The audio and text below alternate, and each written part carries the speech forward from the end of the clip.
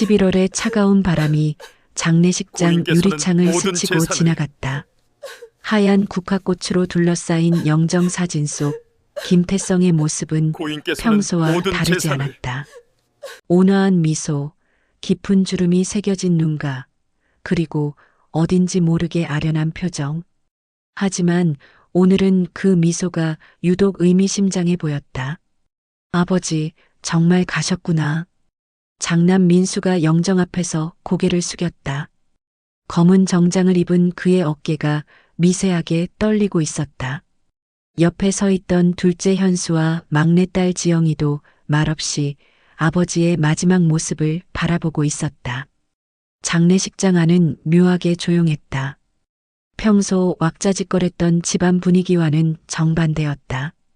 친척들과 지인들이 하나둘씩 들어와 조문을 했지만 어쩐지 모든 사람들이 평소보다 말수가 적었다.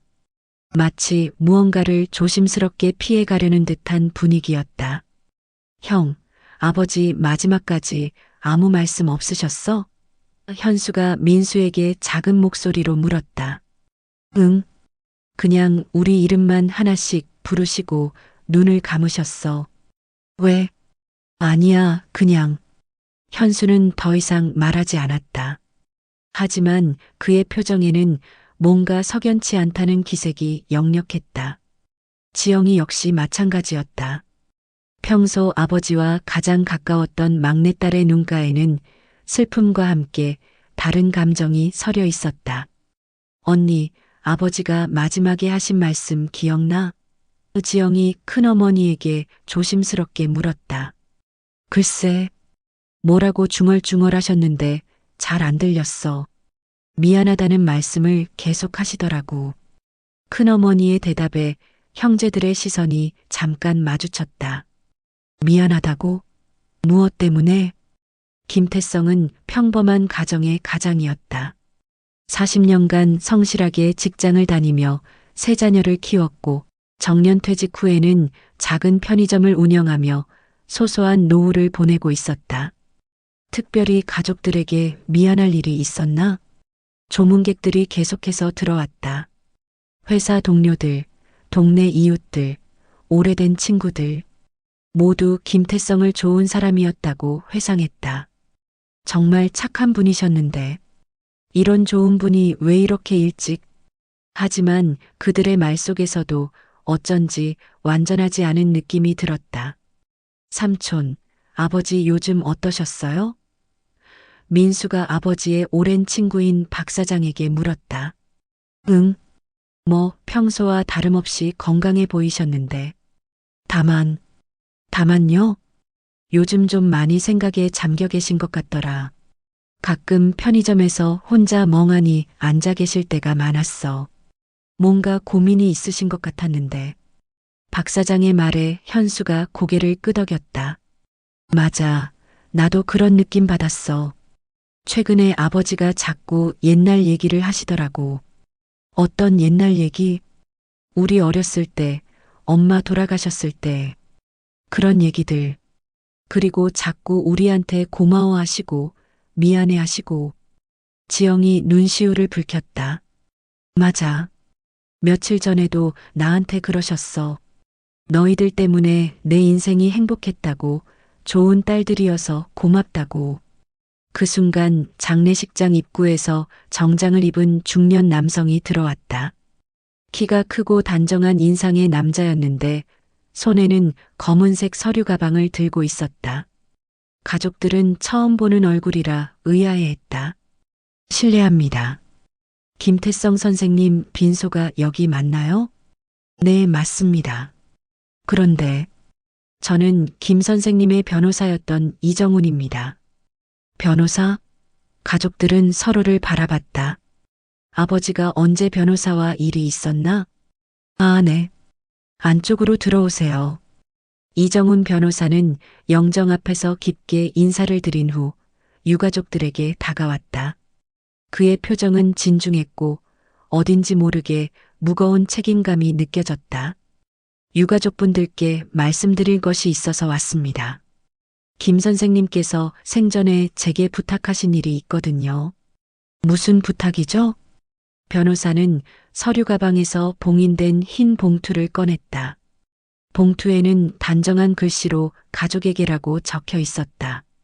선생님께서 만약의 경우에 대비해서 이것을 준비해 두셨습니다. 장례식이 끝난 후에 가족분들이 모두 모이셨을 때 전해드리라고 하셨어요. 민수가 봉투를 받아들었다. 봉투는 생각보다 두꺼웠고 안에 여러 장의 편지와 함께 다른 무엇인가가 들어있는 것 같았다. 이게 뭔가요? 저도 내용은 모릅니다. 다만 선생님께서 이것만은 꼭 전해달라고, 그리고 가족분들이 모두 함께 계실 때 열어보라고 하셨습니다. 변호사의 말에 장례식장 안이 순식간에 정적에 휩싸였다. 친척들도 조문객들도 모두 이 상황을 주시하고 있었다. 지영이가 떨리는 목소리로 물었다. 아버지가 언제 이걸 준비하신 거죠? 3개월 전입니다. 갑자기 사무실로 찾아오셔서 급하게 준비하고 싶은 서류가 있다고 하시더군요. 그때 선생님 표정이 참 복잡해 보이셨어요. 3개월 전, 그 시기는 김태성이 건강검진에서 이상 소견을 받은 때였다. 하지만 가족들에게는 아무것도 아니다라고만 했었다. 현수가 봉투를 들여다보며 말했다. 형, 이거 지금 열어볼까? 아니야. 아버지가 장례식 끝난 후에 보라고 하셨으니까 그때 보자. 하지만 모든 사람들의 시선은 그 봉투에 집중되어 있었다. 김태성이 마지막에 남긴 메시지. 그 안에는 과연 무엇이 들어있을까? 변호사가 명함을 건네며 말했다. 혹시 내용을 확인하신 후에 궁금한 점이 있으시면 언제든 연락 주세요. 그리고 그가 잠깐 망설이더니 덧붙였다. 선생님께서 마지막에 하신 말씀이 있습니다. 가족들이 이해해 줄지 모르겠다고 하시더군요. 그리고 이제서야 정말 편하게 갈 수 있을 것 같다고. 그 말에 지영이가 눈물을 터뜨렸다. 아버지가 무슨 일로 그렇게 마음고생을 하셨던 걸까? 변호사가 떠난 후 장례식장의 분위기는 더욱 무거워졌다. 조문객들은 계속해서 들어왔지만 가족들의 마음은 온통 그 봉투에 가 있었다. 형들, 나는 정말 궁금해 미치겠어. 지영이가 속삭였다. 나도. 아버지가 우리한테 숨기신 게 뭘까? 혹시 빚이라도 있으신 건 아니겠지? 형제들은 각자의 추측을 나눴지만 모두 확신할 수 없었다. 김태성은 평생 가족들에게 솔직했고 특별히 숨길 일도 없어 보였는데, 그런데 생각해보니 이상한 점들이 하나둘씩 떠올랐다.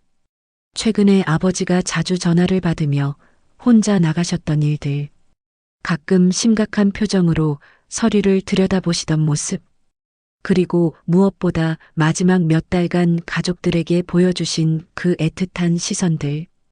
우리가 아버지에 대해서 정말 다 알고 있었던 걸까? 현수의 중얼거림에 모든 가족들이 고개를 들었다. 평생을 함께 살아온 가족이지만 어쩌면 아버지에게는 그들이 모르는 다른 면이 있었을지도 모른다는 생각이 들었다. 장례식은 계속되었지만 가족들의 마음은 이미 그 봉투 안의 비밀에 사로잡혀 있었다. 김태성이 마지막에 남긴 메시지. 그것은 과연 어떤 내용일까? 그리고 그것을 알게 된 후에도 그들은 아버지를 똑같이 기억할 수 있을까? 영정사진 속 김태성의 미소가 오늘따라 더욱 의미심장해 보였다. 마치 곧 모든 걸 알게 될 거야라고 말하는 것 같았다. 해가 저물어가자 조문객들의 발걸음도 뜸해졌다. 이제 정말 가족들만 남았다. 그리고 그들 앞에는 아버지가 남긴 마지막 비밀이 기다리고 있었다. 민수가 봉투를 손에 들고 깊은 숨을 쉬었다. 내일 발인 끝나고 집에서 다 같이 보자. 아버지 뜻대로. 하지만 그 누구도 잠들 수 있을 것 같지 않았다. 김태성이 평생 숨겨온 비밀.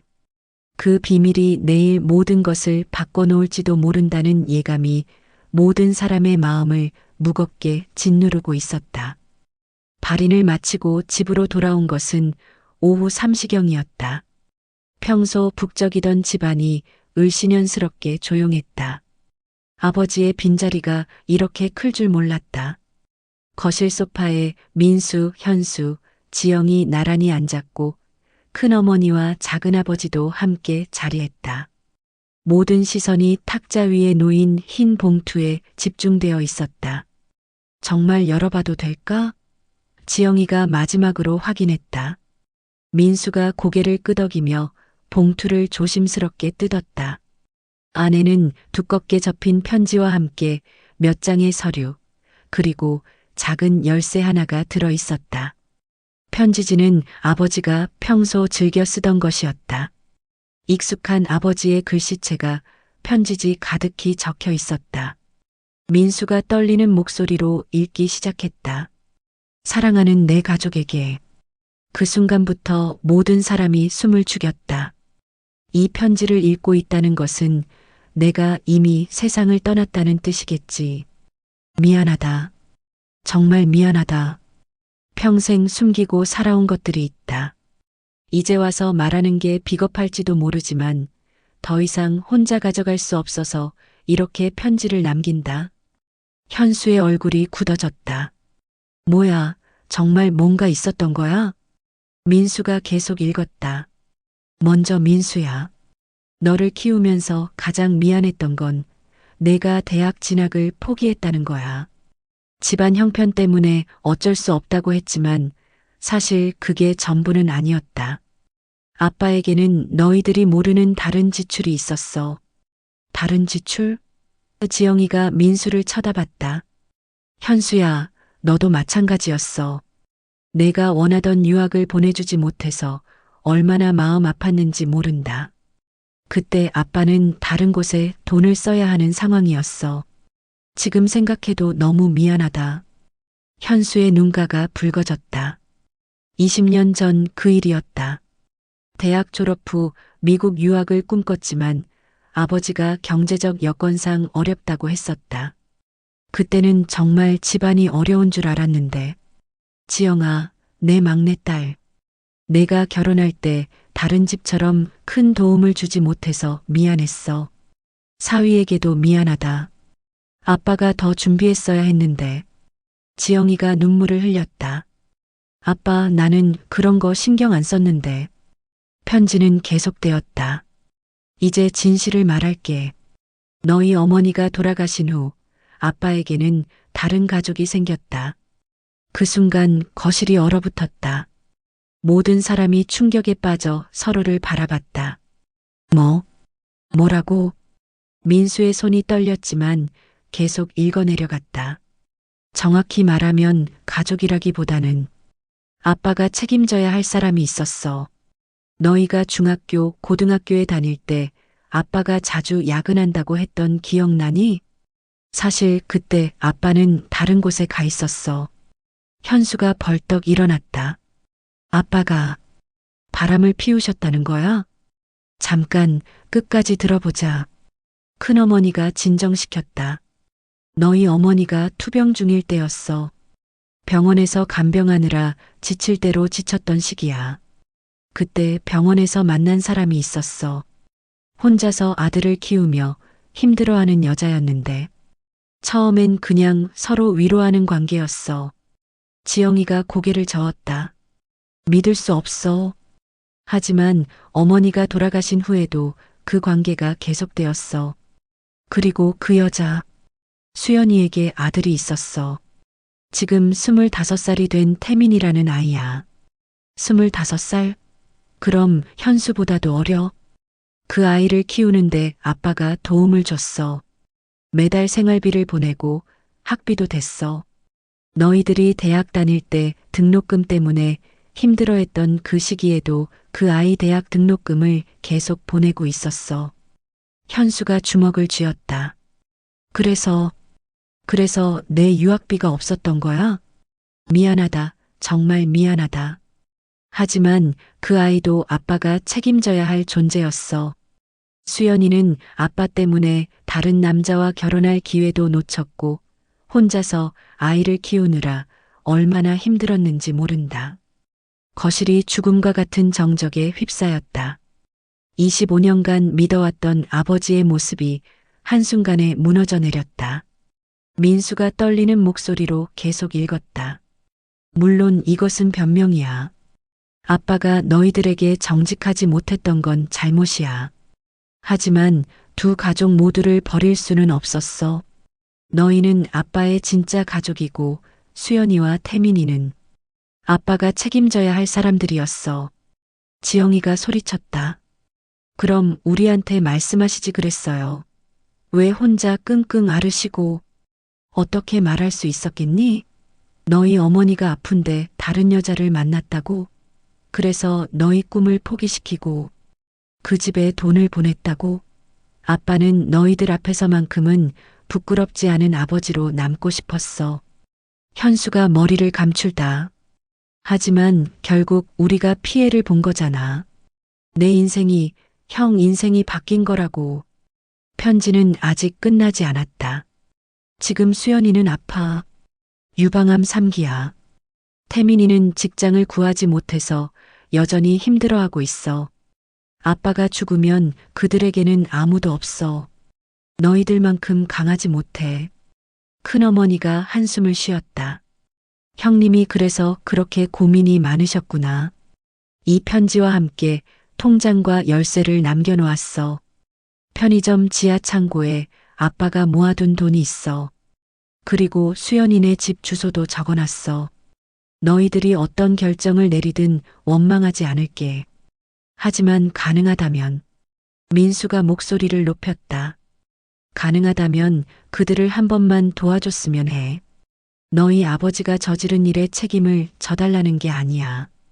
다만 같은 하늘 아래 살아가는 사람으로서 너희가 받은 사랑에 조금이라도 나눠줄 수 있다면. 그 순간 지영이가 편지를 빼앗았다. 더 이상 못 들어. 이게 뭐야, 이게. 편지가 바닥에 떨어졌다. 함께 들어있던 서류들도 흩어졌다. 통장, 집 주소가 적힌 메모지, 그리고 낡은 사진 한 장. 사진 속에는 김태성과 함께 있는 젊은 여자, 그리고 어린 남자아이가 찍혀 있었다. 놀이공원에서 찍은 것 같았는데 세 사람 모두 환하게 웃고 있었다. 현수가 사진을 집어들며 분노에 떨었다. 아빠가 우리랑 놀러 간 적보다 이들과 더 자주 만나셨던 건 아니야? 모르겠어. 나도 모르겠다고. 민수도 감정이 북받쳤다. 평생 존경해온 아버지가 사실은 이중 생활을 했다니. 그것도 어머니가 아파서 세상을 떠나는 과정에서. 작은아버지가 조심스럽게 말했다. 형님 마음도 이해가 안 되는 건 아니야. 그때 상황이 얼마나 힘드셨을지. 이해요? 지영이가 소리쳤다. 무슨 이해요? 우리가 아버지 때문에 포기한 게 얼마나 많은데. 그래도 형님이 평생 혼자 짊어지고 사셨던 거잖아. 얼마나 마음고생이 심하셨을지. 큰어머니의 말에 모든 사람이 복잡한 표정을 지었다. 분노와 배신감, 그리고 동시에 아버지에 대한 안타까움이 뒤섞인 감정들. 민수가 통장을 열어봤다. 잔고가 8천만 원이나 돼. 8천만 원? 그럼 아빠가 우리 몰래 이렇게 많은 돈을 모으고 계셨던 거야? 편의점 수입으로는 이렇게 큰 돈을 모을 수 없어. 아빠가 다른 일도 하셨던 것 같아. 현수가 다른 서류를 뒤적거렸다. 여기 부동산 관련 서류도 있어. 아빠가 우리 몰래 투자를 하신 것 같은데. 지영이가 울먹이며 말했다. 그럼 아빠는 우리한테는 가난하다고 하시면서 실제로는 충분히 여유가 있으셨던 거네? 가족들은 서로를 바라봤다. 아버지가 남긴 비밀의 무게가 점점 더 무거워지고 있었다. 단순히 다른 여자와의 관계만이 아니라 경제적인 문제까지 얽혀 있었다. 우리 이제 어떻게 해야 해? 지영이가 물었다. 민수가 주소가 적힌 메모지를 들여다봤다. 일단 그 사람들을 만나봐야겠어. 아빠가 25년간 책임지셨던 사람들이 어떤 사람들인지. 만나서 뭐해? 우리가 계속 돈을 대란 말이야? 현수가 반발했다. 그건 만나보고 생각해보자. 하지만 모든 사람의 마음이 편하지 않았다. 아버지의 비밀은 생각보다 훨씬 복잡하고 무거웠다. 그리고 이것이 전부가 아닐지도 모른다는 불안감이 모든 사람을 짓누르고 있었다. 그때 현수가 편지 뒤쪽을 뒤적거리며 말했다. 잠깐, 여기 더 있어. 뭐가? 편지가 더 있어. 이거 보세요. 현수가 들고 있는 것은 다른 편지지였다. 아까와는 다른 종이에 더 급하게 쓴 듯한 글씨체였다. 민수가 받아서 읽기 시작했다. 추신. 이 편지를 쓰고 며칠이 지났는데 또 다른 일이 생겼다. 너희들이 알아야 할 것 같아서 추가로 적는다. 가족들의 긴장이 더욱 고조되었다. 태민이가 사실은 단순히 수연이 아들이 아니야. 검사를 해봤는데 내 친아들이었어. 그 순간 거실이 다시 한번 정적에 휩싸였다. 현수가 편지를 확인했다. 뭐라고? 친아들? 이게 무슨 소리야? 지영이가 절규했다. 민수가 떨리는 목소리로 계속 읽었다. 25년 전 너희 어머니가 아플 때 수연이와의 관계에서 태민이가 태어났어. 하지만 그때는 확신할 수 없었어. 수연이도 확신하지 못했고, 그래서 그냥 도와주는 관계로 지내왔던 거야. 현수가 벽에 주먹을 쳤다. 그럼 우리한테 동생이 있었다는 거야? 25년 동안? 하지만 최근에 태민이가 아파서 병원에 갔는데 혈액형 문제로 검사를 하게 됐어. 그때 확실해졌어. 태민이는 내 아들이야. 너희의 친동생이야. 지영이가 바닥에 주저앉았다. 이건 꿈이야. 악몽이야. 아빠는 이제 어떻게 해야 할지 모르겠어. 태민이에게는 아직 진실을 말하지 않았어. 수연이도 마찬가지야. 하지만 너희들은 알아야 할 것 같았어. 왜냐하면 민수의 목소리가 더욱 떨렸다. 왜냐하면 태민이가 지금 백혈병을 앓고 있어. 골수 이식이 필요한 상황이야. 그런데 수연이 가족들은 모두 맞지 않았어. 의사가 말하기로는 형제나 자매가 가장 확률이 높다고 해. 큰어머니가 손으로 입을 막았다. 그럼 설마 너희들이 태민이를 도와줘야 할지도 모르겠어. 물론 강요할 수는 없어. 너희들도 갑자기 나타난 동생을 받아들이기 어려울 거야. 하지만 그 아이가 죽을 수도 있다는 생각을 하니 편지가 여기서 끊어졌다. 아버지가 얼마나 고민하며 이 글을 썼는지 알 수 있었다. 현수가 머리를 쥐고 흔들었다. 미치겠어. 정말 미치겠어. 백혈병이라고? 지영이가 눈물을 흘리며 물었다. 민수가 마지막 부분을 읽었다.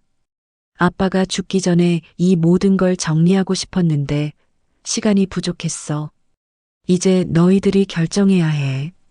태민이를 만날 것인지 도와줄 것인지. 모든 건 너희들의 선택이야. 하지만 한 가지만은 기억해줘. 그 아이도 너희와 같은 내 피를 나눈 아들이라는 걸. 편지가 끝났다. 하지만 충격은 끝나지 않았다. 갑자기 나타난 이복 동생, 그것도 생명이 위험한 상황에 있는 작은아버지가 조심스럽게 말했다. 이거 정말 사실일까?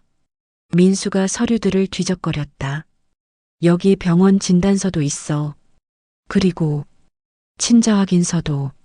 친자 확인서에는 확실히 김태성과 김태민의 이름이 적혀 있었고 99.9% 친자 관계라고 명시되어 있었다. 현수가 소파에 털썩 앉았다. 그럼 우리가 정말로 그 사람을 살려야 하는 거야? 모르겠어. 정말 모르겠어. 민수도 답답해했다. 지영이가 사진을 다시 들여다봤다. 놀이공원에서 환하게 웃고 있는 어린 남자아이. 그 아이가 지금은 25살이 되어 병상에 누워 있다는 것이다. 언니들, 우리 이제 정말 어떻게 해야 해요? 지영이가 울먹였다. 그때 집 전화가 울렸다. 모든 사람이 깜짝 놀라 서로를 바라봤다. 누가 이 시간에 전화를? 민수가 전화를 받았다. 여보세요? 혹시 김태성 선생님 댁 맞나요? 여자의 목소리였다. 떨리고 불안한 목소리. 네, 맞는데. 누구세요? 저는 이수연이라고 합니다. 태성 씨와 인연이 있던 사람인데요. 가족들의 얼굴이 일제히 굳어졌다. 바로 그 수연이었다. 태성 씨 소식을 들었어요. 정말 믿을 수 없어서 장례식에 가고 싶었는데 갑작스럽게 병원에 입원하게 되어서. 민수가 떠듬거렸다. 아, 네. 혹시 태성 씨가 가족분들께 저희 얘기를 하셨나요? 태민이 얘기를. 그 순간 모든 사람이 숨을 죽였다. 정말 아버지가 쓴 편지의 내용이 사실이었다. 저희가 지금 좀 복잡한 상황이라서요. 아, 그러시군요. 죄송해요. 다만 태민이 상태가 많이 안 좋아졌어요. 혹시 시간이 되시면. 수연의 목소리가 점점 작아졌다. 아마 김태성의 죽음으로 인해 자신들이 완전히 고립될 것을 두려워하고 있는 것 같았다. 민수가 가족들을 바라봤다. 모든 사람이 복잡한 표정을 짓고 있었다. 분노와 동정, 거부감과 책임감이 뒤섞인 감정들. 저희가 내일 한번 뵙겠습니다. 정말요? 고맙습니다. 정말 고맙습니다. 전화가 끊어진 후 거실은 다시 정적에 휩싸였다. 지영이가 중얼거렸다. 우리 인생이 하루 만에 완전히 바뀌었어. 그리고 모든 사람이 깨달았다. 이것은 아직 시작에 불과하다는 것을. 아버지가 25년간 숨겨온 비밀을 마주하는 것은 생각보다 훨씬 더 복잡하고 고통스러울 것이라는 것을. 내일 그들은 아버지의 또 다른 가족을 만나게 될 것이다. 그리고 그때 진짜 선택의 순간이 올 것이다. 다음 날 아침 가족들은 모두 잠을 설친 얼굴로 식탁에 앉았다. 아무도 제대로 된 아침 식사를 하지 못했다. 마음이 너무 복잡했다. 정말 가야 하는 거야? 현수가 마지막으로 물었다. 가야지. 아빠가 25년간 책임지신 사람들인데 우리가 모르는 척할 수는 없어. 민수가 답했다. 지영이는 여전히 눈이 부어 있었다. 그래도 아직도 믿어지지 않아. 아빠가 정말 그런 분이셨을까? 오전 11시 가족들은 아버지가 남긴 주소를 찾아갔다. 생각보다 집에서 가까운 곳이었다. 오래된 빌라 2층. 현관문 앞에서 한참을 망설였다. 민수가 초인종을 눌렀다. 네, 누구세요? 김태성의 아들 민수입니다. 문이 열렸다. 40대 중반으로 보이는 여자가 나타났다. 수척하고 피곤해 보이는 얼굴이었지만 단정하고 따뜻한 인상이었다. 아버지의 사진에서 본 것보다 많이 늙어 보였다. 어서 들어오세요. 정말 와주셔서 고마워요. 수연의 목소리는 떨리고 있었다. 아마 이 만남이 얼마나 어색하고 부담스러운지 알고 있는 것 같았다. 집안은 깔끔하게 정리되어 있었지만 곳곳에서 생활의 어려움이 느껴졌다. 오래된 가전제품들, 낡은 소파, 그리고 침실에서 들려오는 기침 소리. 태민이가 상태가 안 좋아서 누워 있어요. 잠깐만 기다려주세요. 수연이 침실로 들어가서 뭔가 말하는 소리가 들렸다. 그리고 잠시 후 문이 열렸다.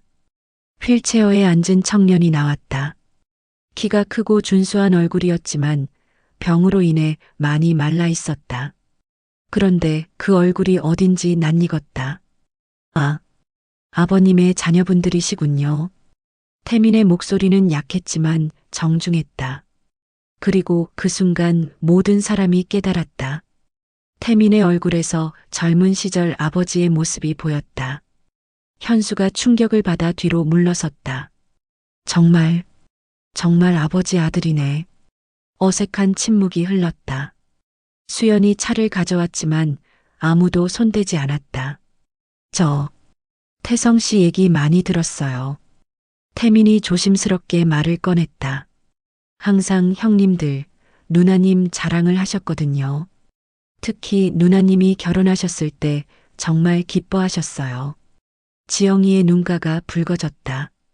아버지가 우리 얘기를 하셨다고요? 네. 저한테는 아저씨라고 불러야 한다고 하셨는데 사실 아버지 같은 분이셨어요. 제가 아플 때마다 병원에 오셔서 밤새 간병해 주시고. 수연이 눈물을 닦으며 말했다. 태성 씨가 없었다면 저희는 진작에 길거리에 나앉았을 거예요. 혼자 아이 키우는 게 얼마나 힘든지. 그때 현수가 갑자기 일어났다. 잠깐만요. 이상해요. 뭐가? 우리 아버지가 돌아가신 걸 어떻게 알았어요? 부고를 냈지만 성함이 없었는데. 수연과 태민이 당황하는 기색이 역력했다. 그게 태성 씨가 며칠 연락이 안 되셔서 걱정이 되어 전화를 했는데 댁에서 상황을 들었어요. 아니에요. 현수가 목소리를 높였다. 우리 집 전화번호를 어떻게 알았어요? 아버지가 가르쳐 준 거예요? 민수가 현수를 말렸다. 현수야, 진정해. 형, 이상하지 않아? 25년간 비밀로 지내왔다면서 어떻게 우리 전화번호까지 알고 있어? 태민이 고개를 숙였다. 죄송해요. 사실은 아저씨가 아버님께서 언제 무슨 일이 생길지 모르니까 혹시 모를 상황에 대비해서 연락처를 알려주셨어요. 연락처만요? 다른 것도 알고 계시죠? 수연이 떨리는 목소리로 대답했다. 집 주소도, 그리고 자녀분들이 어떤 일을 하시는지도 대략적으로는. 지영이가 소스라쳤다. 우리에 대해서 다 알고 계셨다는 거예요? 태성 씨가 정말 자랑스러워 하셨어요. 민수 씨는 회사에서 승진하셨고, 현수 씨는 사업을 성공적으로 하고 계시고, 지영 씨는 좋은 남편 만나서 행복하게 살고 계신다고. 현수가 벽을 쳤다. 그럼 우리만 바보였네. 우리만 모르고 있었고. 현수야. 아니야, 형. 이게 말이 돼? 우리는 아버지에 대해서 아무것도 몰랐는데 이 사람들은 우리에 대해서 다 알고 있었다고? 태민이 급하게 말했다. 오해예요. 저희가 원한 게 아니라 아버님께서 워낙 자랑을 많이 하셔서. 자랑? 현수가 비웃었다. 우리 돈으로 키워주면서 자랑이라고 하는 거예요? 현수야, 그만해. 민수가 소리쳤다. 하지만 현수의 분노는 멈추지 않았다. 형은 모르지. 내가 유학 포기했을 때 얼마나 절망적이었는지. 그때 아버지가 집안 형편이 어렵다고 하셨을 때 내가 얼마나 자책했는지. 지영이도 감정이 복받쳤다. 맞아요. 우리는 아버지를 위해서 그렇게 많은 걸 포기했는데 정작 아버지는 다른 가족을 위해서 돈을 쓰고 계셨다니. 수연이 눈물을 흘리며 고개를 숙였다. 죄송해요. 정말 죄송해요. 저희 때문에 피해를 보셨다는 걸 알았다면. 알았다면 뭐요? 그만뒀을 거예요? 현수가 날카롭게 물었다. 저희도 어쩔 수 없었어요. 혼자서 아이를 키우는데 태성 씨가 도움을 주신다고 하셔서. 어쩔 수 없다고요? 지영이가 일어났다. 그럼 우리는 어떡하라고요? 우리 인생은 어쩔 수 있었다는 거예요? 태민이 휠체어에서 일어나려다가 그대로 주저앉았다. 저는 몰랐어요. 형님들이 피해를 보고 계신 줄 몰랐어요. 몰랐다고요? 25살까지 살면서 뭘 했어요?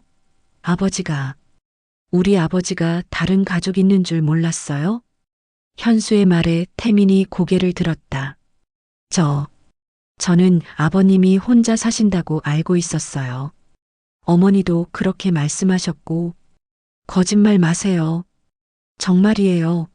아버님이 늘 혼자 오셨고, 가족 얘기는 하셨지만, 돌아가신 분들이라고. 그 말에 모든 사람이 멈췄다. 태민이 거짓말하는 것 같지 않았다. 수연이 떨리는 목소리로 말했다. 태민이는 정말 몰랐어요. 제가 말하지 않았거든요. 왜요? 어떻게 말해요? 아직 살아계신 자녀들이 있다고? 그럼 태민이가 얼마나 마음 아파했겠어요? 민수가 이해가 안 된다는 표정을 지었다. 그럼 태민 씨는 자기가 아버지의 친아들인 줄도 몰랐다는 거예요? 태민이 눈물을 흘렸다. 최근에 알았어요. 병원에서 검사할 때, 그때 어떤 기분이었어요? 기뻤어요. 아버님이 정말 아버지라는 게 확실해져서 기뻤어요. 그런데 동시에 무서웠어요. 진짜 가족들이 저를 어떻게 생각할지. 지영이가 주저앉으며 울었다. 이게 뭐야? 이게 뭐야? 현수가 머리를 감쌌다. 정말 미치겠어. 아버지는 우리한테 거짓말하시고 이 사람들한테도 거짓말하시고 거짓말이라기보다는 수연이 조심스럽게 말했다. 모든 사람을 지키려고 하셨던 것 같아요. 태성 씨도 참 힘드셨을 거예요. 지키려고? 현수가 비웃었다. 누구를 지킨 거죠? 우리는 망가뜨리면서. 그때 태민이 갑자기 기침을 심하게 했다. 입에서 피가 나왔다. 태민아. 수연이 급하게 달려갔다. 괜찮아요. 괜찮아요. 태민이 고개를 저었지만 얼굴이 창백해졌다. 민수가 일어났다. 병원 가야 하는 거 아니에요? 아니에요. 약만 먹으면 돼요. 하지만 태민의 상태는 좋지 않아 보였다. 수연이 약을 가져왔지만 손이 너무 떨려서 제대로 못 따르고 있었다. 지영이가 다가가서 약을 따라줬다. 이거 드세요. 고마워요. 태민이 약을 먹고 조금 나아지자 다시 어색한 분위기가 됐다. 민수가 조심스럽게 물었다. 골수이식. 정말 시급한 상황인가요? 수연이 고개를 끄덕였다.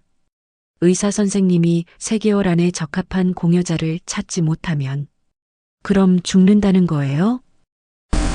침묵이 흘렀다. 모든 사람이 상황의 심각성을 깨달았다. 분노와 배신감은 여전했지만 눈앞에서 죽어가는 사람을 그냥 볼 수는 없었다. 현수가 다시 앉으며 말했다. 검사는 해봐야겠네요. 정말요? 태민이 눈을 빛냈다. 하지만 맞는다고 해서 이식해준다는 건 아니에요. 우리도 생각할 시간이 필요해요. 수연이 눈물을 흘렸다. 고마워요. 정말 고마워요. 지영이가 물었다. 그런데 아버지가 돌아가신 걸 알고 어떤 기분이셨어요? 태민이 한참을 생각하더니 말했다. 하늘이 무너지는 것 같았어요. 아버님이 제게는 유일한 가족이었거든요. 유일한 가족? 수연이 설명했다. 제 부모님도 일찍 돌아가시고 형제자매도 없어요. 태민이에게는 정말 태성 씨가 전부였어요. 현수가 복잡한 표정을 지었다. 그럼 아버지가 돌아가신 후에 어떻게 살아갈 생각이에요? 모르겠어요. 정말 모르겠어요. 태민이 치료비도 감당하기 어려워서. 그때 민수가 아버지가 남긴 통장을 꺼냈다. 아버지가 이걸 남기셨어요. 8천만 원이라는 잔고를 본 수연과 태민이 깜짝 놀랐다. 이게 뭐예요? 아버지가 저축하신 돈이에요. 편지에서 당신들을 도와달라고 하셨어요. 태민이 고개를 저었다. 저희는 받을 수 없어요. 이미 충분히 도움을 받았는데. 충분히? 현수가 다시 화를 냈다. 25년간 받아놨으면서 이제 와서 충분하다고요? 현수야. 민수가 말렸다. 하지만 현수의 분노는 계속됐다. 형, 이 사람들 때문에 우리가 얼마나 고생했는지 알아? 내 청춘이 다 날아갔다고. 지영이도 울면서 소리쳤다. 맞아요.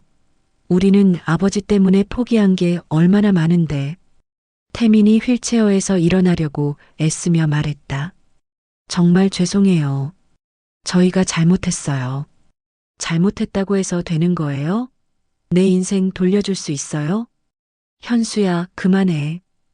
민수가 현수를 붙잡았다. 왜 그만해? 이 사람들이 우리 가족을 망가뜨린 거라고. 아버지가 거짓말쟁이가 된 것도 다 이 사람들 때문이야. 수연이 바닥에 무릎을 꿇었다. 죄송해요. 정말 죄송해요. 저희가 태성 씨를 힘들게 했어요. 무릎 꿇는다고 해결되는 거 아니에요. 그때 갑자기 현관문이 열렸다. 모든 사람이 놀라서 돌아봤다. 문 앞에는 40대 후반의 남자가 서 있었다. 정장을 입고 진지한 표정을 한 낯선 남자였다. 실례합니다. 김태성 선생님 관련해서 찾아왔습니다. 누구세요? 민수가 경계심을 드러내며 물었다. 정장을 입은 남자가 명함을 꺼내며 말했다.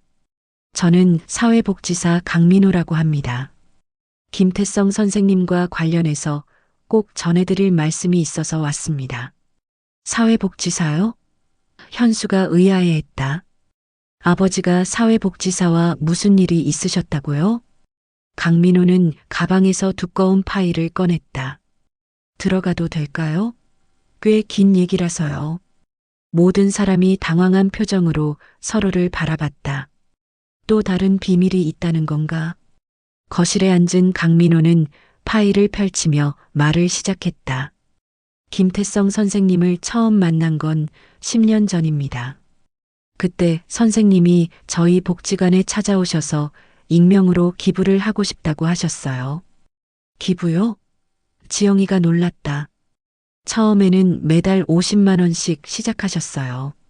그런데 점점 금액이 늘어나더니 최근에는 매달 200만 원씩 기부하고 계셨습니다. 가족들이 충격에 빠졌다. 매달 200만 원씩 기부? 그럼 10년간 얼마나 많은 돈을? 10년간 총 기부 금액이 얼마나 되는지 계산해 보니 1억 8천만 원 정도 됩니다. 현수가 벌떡 일어났다. 1억 8천만 원이요? 네. 그런데 선생님이 단순히 돈만 기부하신 게 아니에요. 강민호가 사진들을 꺼냈다. 그 사진 속에는 김태성이 아이들과 함께 있는 모습들이 담겨 있었다. 매주 토요일마다 복지관에 오셔서 자원봉사를 하셨어요.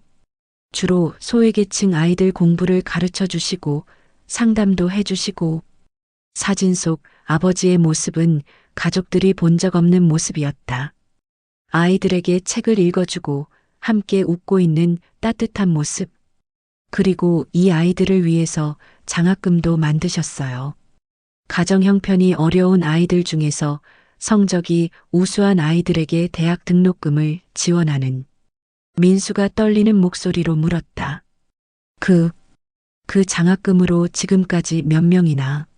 27명의 아이들이 대학을 졸업했고 현재 15명이 지원을 받고 있습니다. 선생님이 돌아가시기 전에 앞으로 10년간 더 지원할 수 있도록 별도로 5억 원을 기탁하셨어요. 거실이 죽음과 같은 정적에 휩싸였다. 5억 원.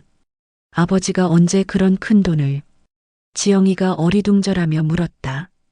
아버지가 그런 일을 하고 계셨다고요? 우리는 전혀 몰랐는데 선생님이 극비로 해달라고 부탁하셨거든요. 절대 가족들한테 알리지 말라고. 현수가 머리를 감쌌다. 도대체 우리가 모르는 아버지의 모습이 얼마나 더 있는 거야? 강민호가 다른 서류를 꺼냈다. 그리고 이것도 전해드리라고 하셨습니다. 그것은 김태성이 직접 쓴 또 다른 편지였다. 이건 복지관 아이들에게 쓰신 편지인데 가족분들도 읽어보시라고 하셨어요. 민수가 편지를 받아 읽기 시작했다. 사랑하는 우리 복지관 아이들에게 아저씨가 이 편지를 쓰고 있는 것은 곧 너희들을 만날 수 없게 될 것 같아서야. 태민이 눈물을 닦으며 들었다. 너희들을 처음 만났을 때가 생각나. 모두들 힘들어하고 있었지만 그 안에서도 꿈을 포기하지 않는 모습이 너무 아름다웠어. 아저씨에게는 3명의 자녀가 있지만 너희들도 아저씨에게는 소중한 아이들이었어. 수연이 고개를 숙이며 울었다. 아저씨가 너희들을 도와준 이유를 알고 싶어하는 아이들이 많았지. 사실 아저씨도 어려운 시절을 보낸 적이 있거든. 어린 시절 부모님을 일찍 여의고 홀로 살아야 했던 시간들. 민수가 놀랐다. 아버지가 고하셨다고? 우리는 그런 얘기 들은 적이 없는데. 강민호가 설명했다. 선생님이 7살 때 부모님을 교통사고로 잃으셨대요. 그 후로 친척집을 전전하며 자라셨고, 그런 일이 편지가 계속되었다. 그때 한 선생님이 아저씨를 도와주셨어. 공부할 수 있게 해주시고 대학까지 갈 수 있도록 장학금도 마련해 주셨지. 그 선생님이 아니었다면 지금의 아저씨는 없었을 거야. 현수가 이해하기 시작했다. 그래서 아버지가 다른 아이들을 도와주신 거구나. 아저씨가 받은 사랑을 다시 나눠주고 싶었어. 그래서 너희들을 만날 때마다 행복했어. 너희들의 미래가 아저씨에게는 희망이었거든. 지영이가 눈물을 흘렸다. 이제서야 아버지의 마음을 조금 이해할 것 같았다. 그리고 또 하나 말하고 싶은 게 있어. 아저씨에게는 진짜 가족들이 있어. 민수, 현수, 지영이라는 자녀들이지. 그리고 또 다른 아들 태민이도 있어. 태민이 고개를 들었다. 아저씨가 태민이를 처음 만났을 때 너희들 중 한 명을 보는 것 같았어. 똑똑하고 착한 아이였지. 하지만 아저씨는 모든 가족들에게 상처를 주고 싶지 않았어. 그래서 비밀로 했던 거야. 수연이 손수건으로 눈을 닦았다. 이제 아저씨가 없어도 너희들끼리 서로 도와가며 살았으면 좋겠어. 진짜 가족이든 복지관 가족이든 모두 아저씨에게는 소중한 사람들이야. 편지가 끝나자 모든 사람이 침묵했다. 강민호가 다른 사진들을 더 보여줬다. 이 아이들은 선생님 덕분에 대학을 졸업하고 지금 각자의 분야에서 활동하고 있어요. 의사가 된 아이, 교사가 된 아이, 사회복지사가 된 아이. 사진 속 젊은이들은 모두 환하게 웃고 있었다. 그들 옆에는 항상 김태성이 함께 있었다. 선생님이 돌아가시기 며칠 전에 마지막으로 오셨을 때 하신 말씀이 있어요. 무슨 말씀이요? 내가 받은 사랑보다 더 많은 사랑을 나눠줄 수 있어서 행복했다고 하시더군요. 그리고 가족들이 이해해줬으면 좋겠다고. 현수가 고개를 들었다. 아버지가 정말 그런 말씀을 하셨어요? 네. 그리고 마지막에 이것도 전해달라고 하셨어요. 강민호가 두꺼운 앨범을 꺼냈다. 그 안에는 지난 10년간 아버지가 복지관에서 활동한 모든 기록들이 담겨 있었다. 아이들과 함께한 생일 파티, 졸업식, 입학식, 모든 순간에 아버지가 함께하고 있었다. 지영이가 한 장의 사진을 가리켰다. 이 아이는 누구예요? 아, 그 아이는 지수예요. 5살 때 부모를 잃고 복지관에 왔었죠. 선생님이 특히 아껴하셨어요. 사진 속 어린 여자아이는 김태성의 무릎에 앉아 책을 읽고 있었다. 마치 진짜 할아버지와 손녀 같은 모습이었다. 지금은 어떻게 됐어요? 의대생이에요. 내년에 졸업해서 의사가 됩니다. 선생님 장학금 덕분이죠. 민수가 앨범을 넘기다가 한 페이지에서 멈췄다. 거기에는 아이들이 쓴 편지들이 붙어 있었다. 김태성 할아버지께. 할아버지 덕분에 대학에 갈 수 있게 되었어요. 정말 감사해요.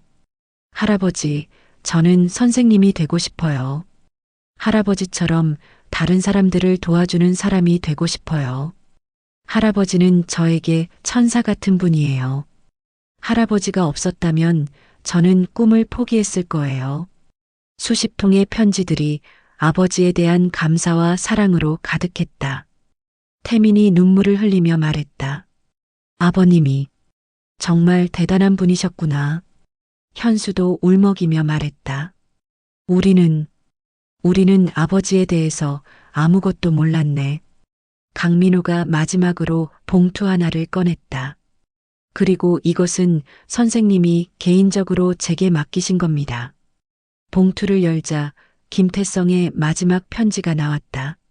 만약 내 가족들이 서로 만나게 된다면 이것을 보여달라.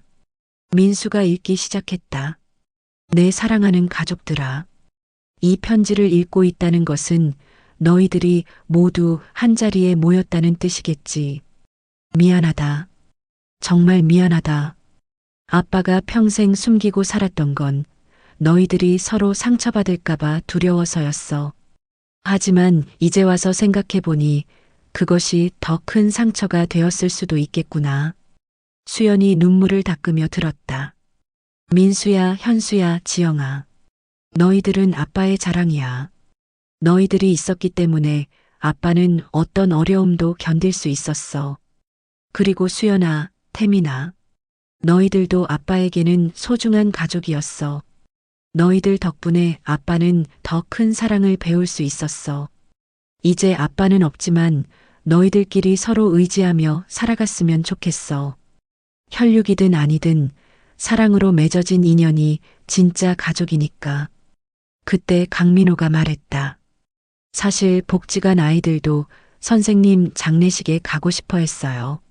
하지만 가족분들이 힘드실까봐 조심스러워서. 어디 있어요? 그 아이들이? 지영이가 물었다. 밖에서 기다리고 있어요. 혹시 괜찮으시다면. 민수가 일어났다. 들어오라고 하세요. 잠시 후 현관문이 열리고 20명 남짓한 사람들이 들어왔다. 어린 아이들부터 대학생, 그리고 이미 사회인이 된 젊은이들까지. 모든 사람들이 국화꽃을 들고 있었다. 한 여학생이 나서서 말했다. 안녕하세요. 저는 김태성 할아버지 장학금을 받아서 의대에 다니고 있는 지수라고 해요. 바로 사진에서 본 그 어린 아이였다. 이제는 훌쩍 자란 대학생이 되어 있었다. 할아버지가 항상 자랑하셨어요. 자기에게는 자랑스러운 자녀들이 있다고. 그래서 저희도 언젠가는 인사드리고 싶었어요. 다른 청년이 말했다. 저는 할아버지 덕분에 교사가 되었어요. 지금 초등학교에서 아이들을 가르치고 있는데 할아버지를 닮은 선생님이 되려고 노력하고 있어요. 또 다른 청년이 말했다.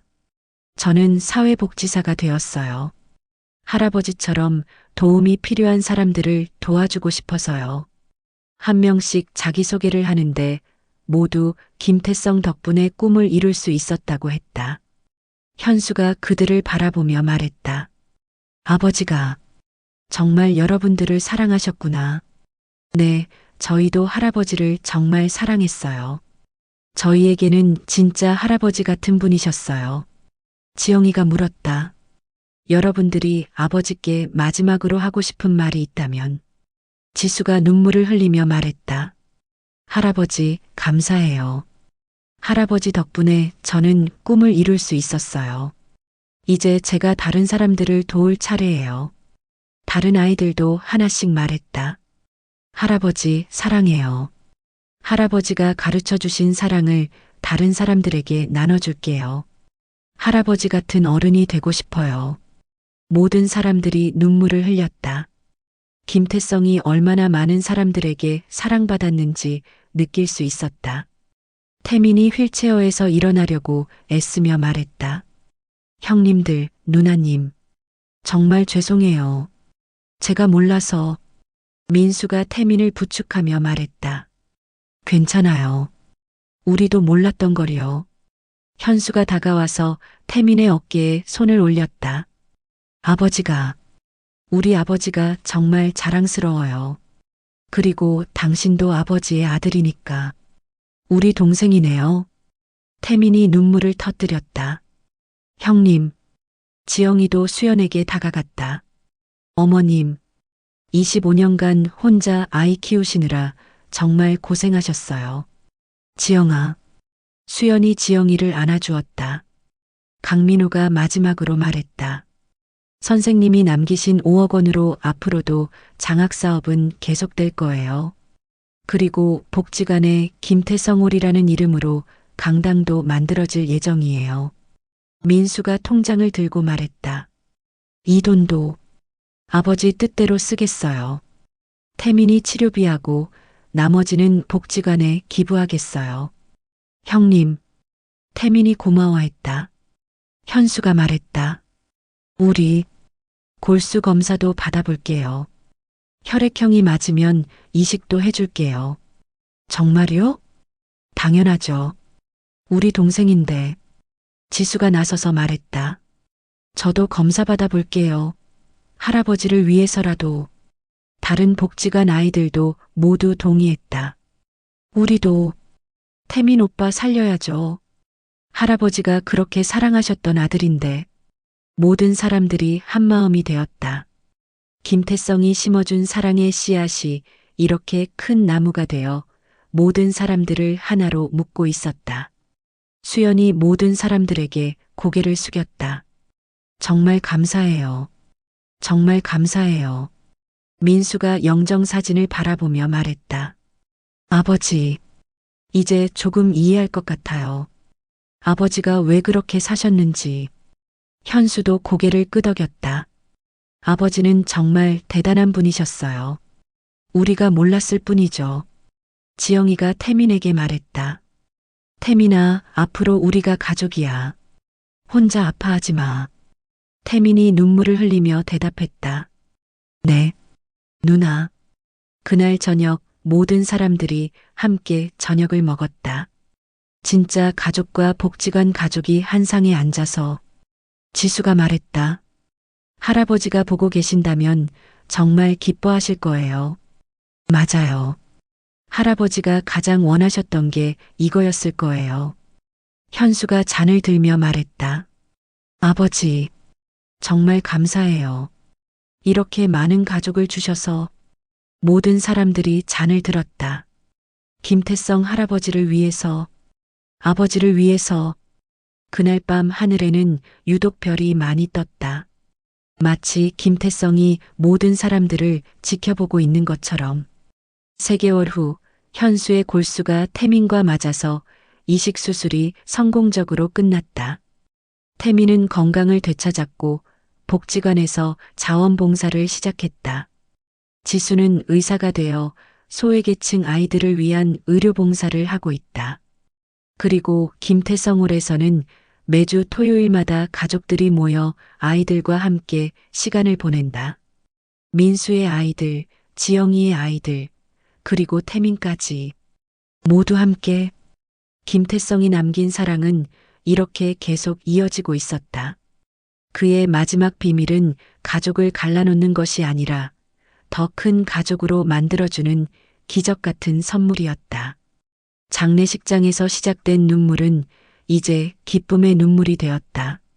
그리고 그 눈물 속에는 김태성의 마지막 메시지가 담겨 있었다. 사랑은 나눌수록 커진다. 그리고 진짜 가족은 피가 아니라 마음으로 만들어지는 것이다.